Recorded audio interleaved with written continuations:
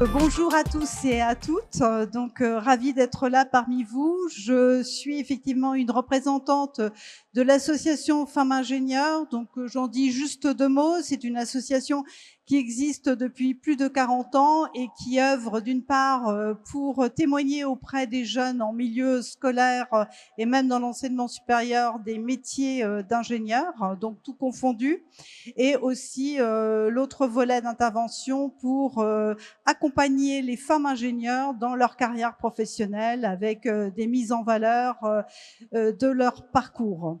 Par ailleurs, comme vous voyez sur l'affichage, j'occupe un poste au sein d'une école d'ingénieurs qui s'appelle l'ESTACA, qui est donc spécialisée dans les transports et la mobilité.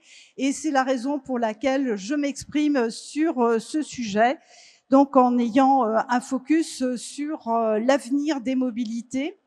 Comme vous le savez, nous avons tous l'habitude de bouger d'un point A, d'un point B, voire à un point C, etc. C'est quelque chose qui est intrinsèque en fait de l'être humain. Nous sommes tous amenés à bouger depuis que même autrefois, il y a très longtemps, nous étions tous nomades, nous nous sommes sédentarisés, mais pour autant, nous n'avons pas abandonné nos mobilités. Donc les mobilités, je vais en donner deux aspects. D'abord l'aspect des moyens de transport, parce que qui dit bouger dit forcément bouger avec soit ses jambes. Ça c'est la première forme de mobilité, qui est une forme comme on appelle mobilité douce, ou bien d'utiliser un moyen de transport. Et là on a aussi des mobilités douces, moyens de transport comme une trottinette, comme un vélo, ça reste de la mobilité douce, ou de la mobilité, on va dire, plus rapide, avec les moyens de transport que nous connaissons. Donc là, on est sur les moyens de transport, mais il y a un autre versant que je voudrais également aborder, c'est les usages et donc la manière dont nous organisons ces mobilités, que ça soit au niveau, on va dire, par exemple, urbain ou moins urbain, et puis nos habitudes. Donc, c'est aussi un moyen de mettre en évidence que tout ceci n'est possible que grâce aux sciences et aux techniques, puisque nous utilisons, on va dire, des choses qui ont été découvertes progressivement et que l'on met maintenant en application depuis déjà un certain temps. Si on prend il y a 500 ans, la voiture n'existait pas, l'avion encore moins, etc.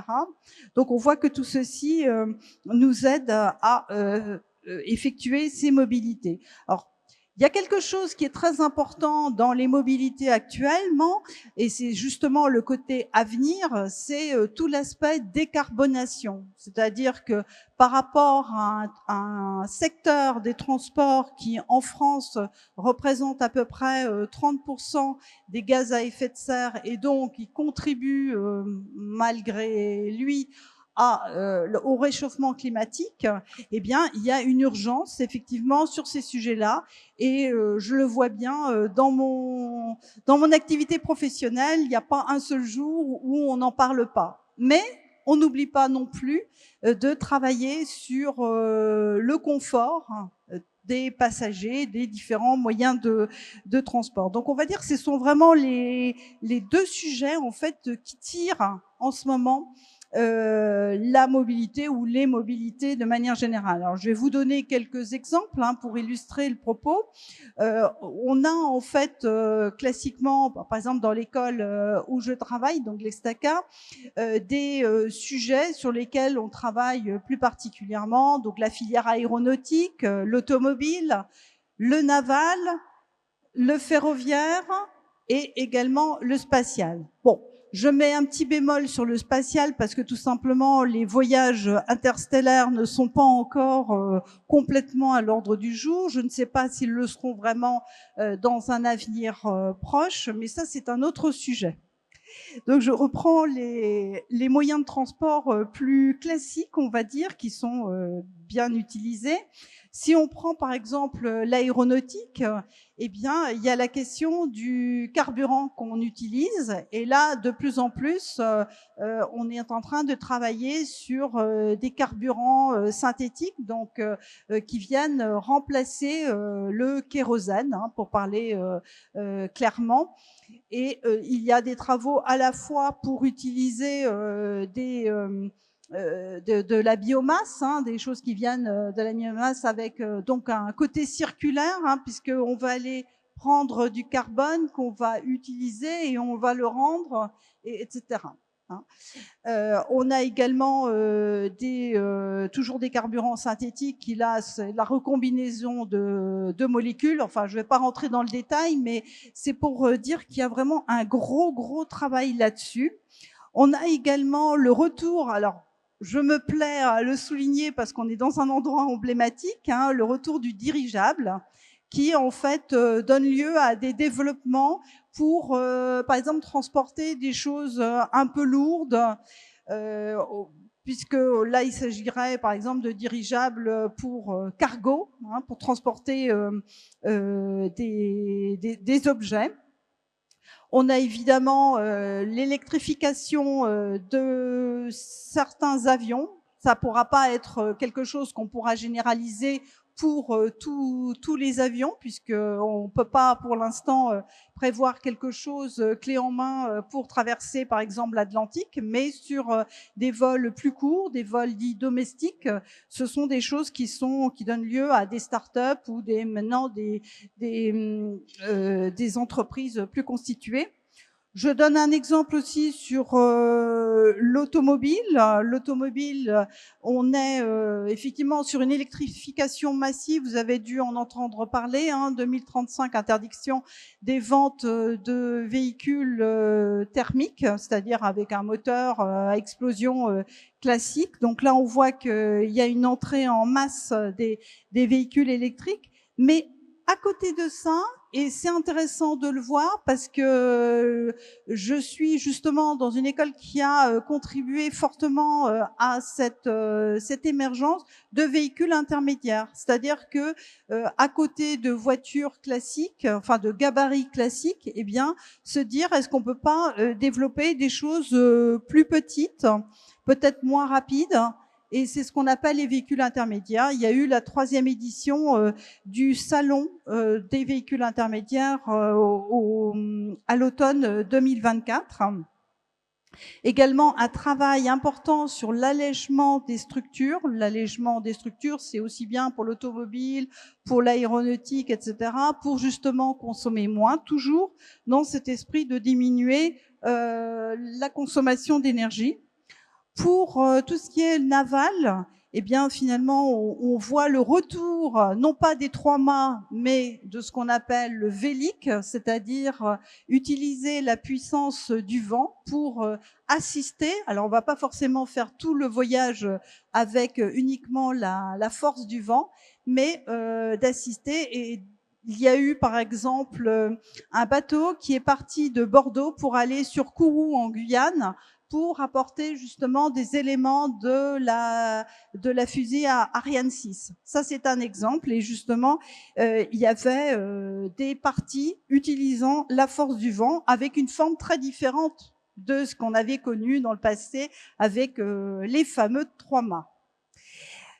Également les routes maritimes, c'est-à-dire comment je trouve ma route au plus court, au plus juste, en diminuant la consommation d'énergie.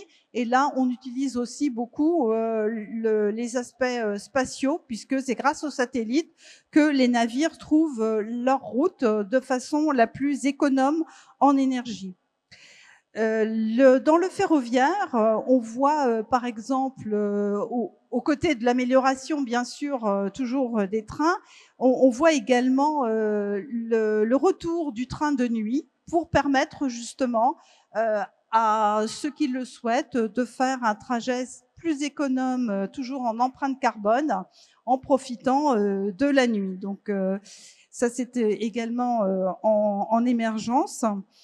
Je reviens sur le spatial pour revenir sur les données qui sont essentielles pour la mobilité. Alors, il y a aussi le spatial avec les satellites pour notre téléphonie. On a besoin d'utiliser justement les satellites pour pouvoir utiliser nos téléphones, mais c'est aussi pour les GPS et ça, c'est vraiment indispensable pour positionner les véhicules, quels qu'ils soient. Là, j'ai parlé des voitures, mais évidemment, il y a également des bateaux, pardon, mais il y a évidemment tout ce qui est véhicule automobile.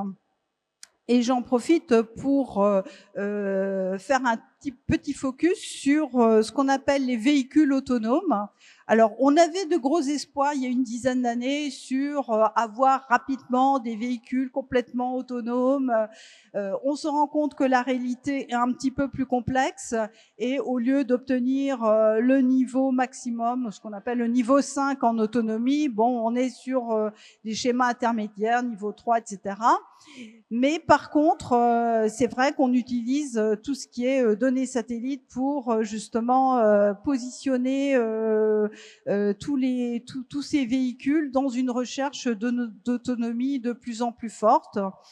Dans certaines régions du monde, il y a un développement de robotaxis, bon, avec plus ou moins de bonheur.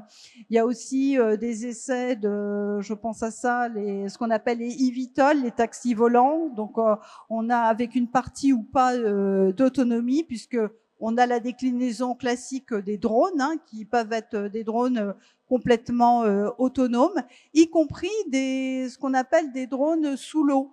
Pour aller dans des zones qui peuvent être un petit peu agressives pour des êtres humains. Donc là, on s'affranchit de cette contrainte.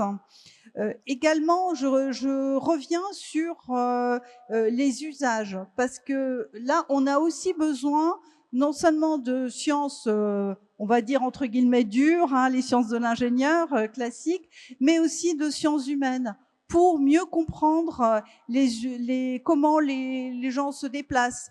On parle par exemple d'intermodalité, c'est-à-dire je pars de chez moi, je prends mon vélo, j'arrive à la gare, je mets mon vélo dans le train, je continue et puis ensuite je ne sais pas ce que je vais faire, peut-être continuer à pied ou sur mon vélo. Donc on voit de l'intermodalité et pour avoir été au Danemark il n'y a pas très longtemps, j'ai pu constater que c'est très facile de prendre son vélo, de monter dans les trains ou dans les métros. C'est peut-être un peu moins simple en ce moment en France. Ce sont des choses aussi qui s'améliorent, mais on essaie aussi de s'intéresser à ces aspects-là. Il y a des sociétés qui utilisent aussi, par exemple, l'intelligence artificielle pour analyser toutes les données des déplacements. Et on croise ça avec des analyses par interview de personnes en disant est-ce que vous accepteriez de faire ceci ou cela. Et un exemple, c'est dans certaines régions, ils organisent un transport, on va dire, partagé, c'est-à-dire que vous, en tant que conducteur, vous partez de chez vous, vous êtes toute seule dans votre voiture et il y a des points où vous savez qu'il y aura peut-être quelqu'un qui aura besoin d'un transport pour aller dans un autre point.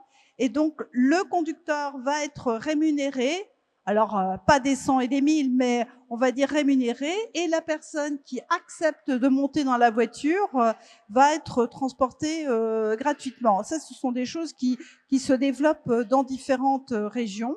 Et toujours en termes d'usage, on voit aussi qu'il y a des municipalités qui achètent des véhicules et qui les mettent en partage. Voilà, pour éviter ce qu'on appelle l'autosolisme, c'est-à-dire d'avoir tout le temps quelqu'un tout seul avec sa voiture tout le temps.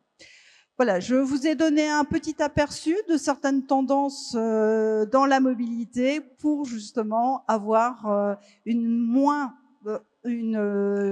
forte empreinte carbone tout en gardant un confort de mobilité. Merci.